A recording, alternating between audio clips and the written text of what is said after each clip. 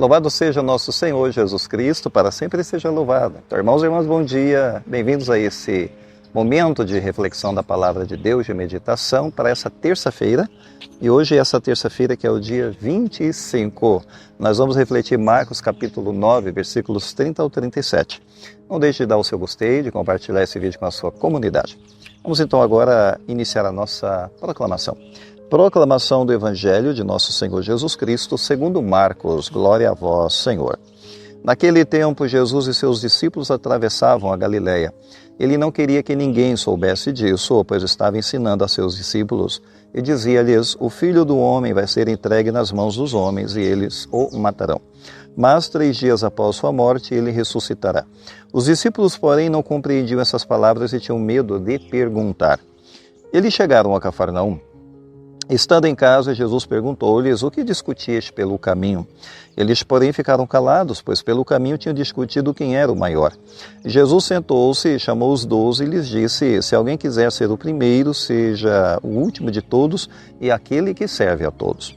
E em seguida pegou uma criança, colocou-a no meio deles, e abraçando-a disse: quem acolher em meu nome uma destas crianças é a mim que estará acolhendo. E quem me acolher estará acolhendo não a mim, mas aquele que me enviou. Palavra da salvação, glória a vós, Senhor. Bem, caros irmãos, então é uma passagem hoje que Lucas nos traz, Marcos, aliás, o evangelista nos traz, sobre uma conversa de Jesus a seus discípulos, para com eles, revelando, no primeiro momento, a sua dor, o seu sofrimento, a paixão que vai acontecer na sua vida.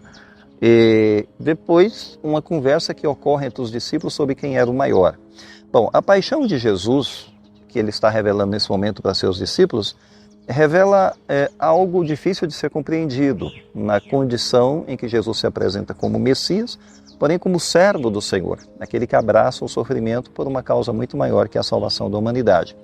Então Jesus está falando da paixão e do sofrimento, e eles estão falando sobre quem é o maior, quem é o mais importante, quem é que está numa posição de mais consideração diante de Cristo ou do reino de Deus.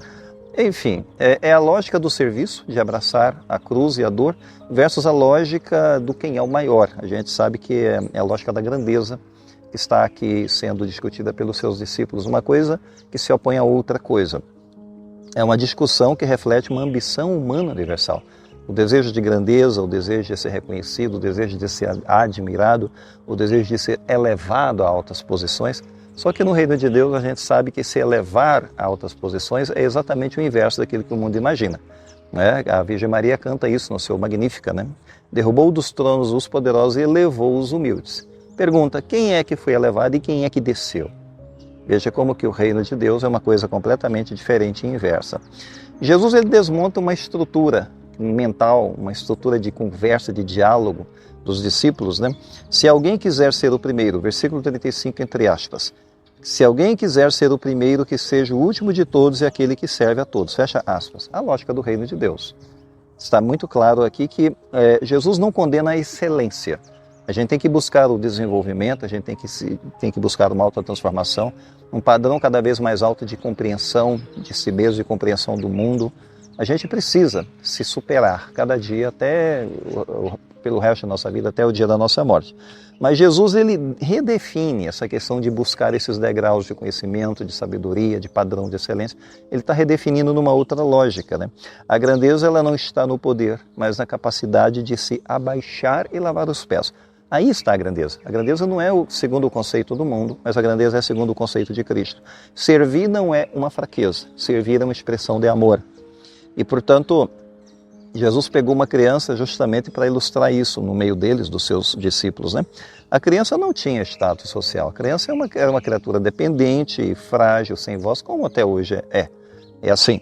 Mas ela representa a simplicidade, ela representa a pureza, ela representa a confiança. Isso nos diz muita coisa, ela representa a vulnerabilidade. O reino de Deus pertence àqueles que são como ela, que vão depender totalmente de Deus, que se sentem vulneráveis, frágeis. E assim tem uma dependência total do Deus que se revela. Ao mesmo tempo aparece um silêncio aqui, que é uma coisa curiosa, no versículo 34, abre aspas. Eles, porém, diante da fala de Cristo, ficaram calados, pois pelo caminho tinham discutido quem era o maior. Fecha aspas. Por que esse silêncio? Simples, O silêncio ele é um espelho, na verdade, porque quantas vezes nós escondemos nossas vaidades por trás do silêncio, nossos medos por trás do silêncio, escondemos as nossas competições por trás do silêncio sob uma roupagem de falsa espiritualidade. Então a gente se cala, porque a gente sabe o que está debaixo, sendo escondido, né? O caminho da maturidade espiritual justamente está em reconhecer as nossas falhas. E que esse é o desafio da nossa caminhada, reconhecer, reconhecer, reconhecer. E Jesus, ele nessa altura da conversa com seus discípulos, ele dá uma esperança para eles. Ao mesmo tempo que ele falou de um sofrimento do qual ele não vai escapar e nem quer escapar, mas ele fala da ressurreição, porque é a ressurreição e a esperança diante da dor. A passagem começa prevendo a morte de Jesus e termina falando sobre ressurreição. Veja como que ele fechou aqui, né? Abriu e fechou, que é uma chave. Mesmo diante das derrotas aparentes, existe esperança. Não pode se perder a esperança. É a vitória do amor sobre a morte. Pensemos nisso, então, e podemos agora nos perguntar onde estão as crianças ao nosso redor? Nós reconhecemos? Nós abraçamos essas crianças? Nós as ajudamos? Essas pessoas da nossa comunidade? Talvez até as pessoas mais invisíveis, aquelas que não têm expressão, não têm vez, não têm coragem de se aproximar dentro da comunidade, porque são tão pequenininhas, tão invisíveis, não é? Como nós definimos o sucesso? Os discípulos estavam falando de grandeza, mas como nós definimos isso?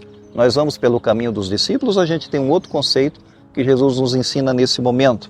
Em vez de buscar títulos e reconhecimento, a gente deveria se perguntar como eu posso ser útil hoje, como eu posso servir hoje, como eu posso estar à vontade, na vontade de Deus hoje. Enfim, temos que rezar pedindo humildade, porque a gente sabe que o ensinamento é muito sublime, é um ensinamento que brota da própria vida de Cristo, assim como ele vivia, ele expressava o que ele vivia, e para nós é um desafio, porque nós somos pecadores.